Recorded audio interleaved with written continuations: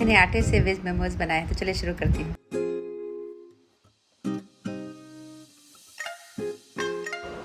मैं आज मैदे की जगह आटे में वेजिटेबल मोमोज बनाने जा रही हूँ।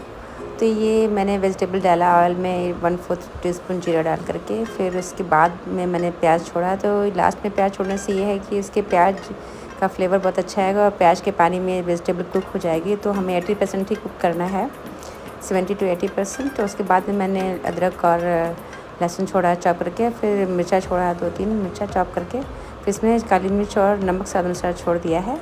जितना आपको टेस्ट हो उतना डाल लीजिए काली मिर्च वगैरह।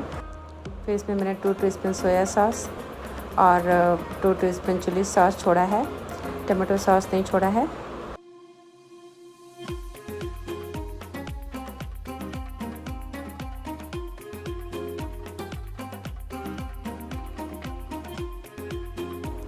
एक टीस्पून मैंने इसमें शेजवान सॉस छोड़ा है। आपको ज़्यादा पसंद तो ज़्यादा डाल सकते हैं। और आटे में मैंने 1 टीस्पून शेजवान सॉस छोड़ा है। और क्योंकि मेरे पास 1 बाउल आटा मैंने लिया है, उसमें थोड़ा सा सॉल्ट भी छोड़ लिया है, क्योंकि शेजवान सॉस में भी सॉल्ट होता ही है। और उसको नॉर्मल आटे की तरह गूँथ लिया है, ना बहुत सॉफ्ट ना बहुत टाइट, जैसे आप रोटियाँ बनाते हैं। फिर उसको मैंने बाउल से कट कर लिया रोटी बेल करके। इसमें मैंने 3 से 4 शेप बताए हैं मोमोज़ के।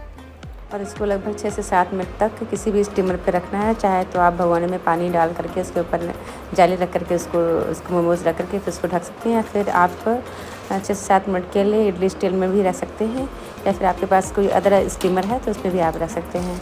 और आपको ये मेरी रेसिपी अगर अच्छी लगी हो तो प्लीज़ ज़रूर कमेंट करके बताएं कि आपको कैसी लगी। अगर कुछ सुधार बताना है तो उसमें ये भी बताइए मेरे लिए। और प्लीज़ लाइक करिए, शेयर करिए, और अच्छी लगी हो तो please please please do subscribe.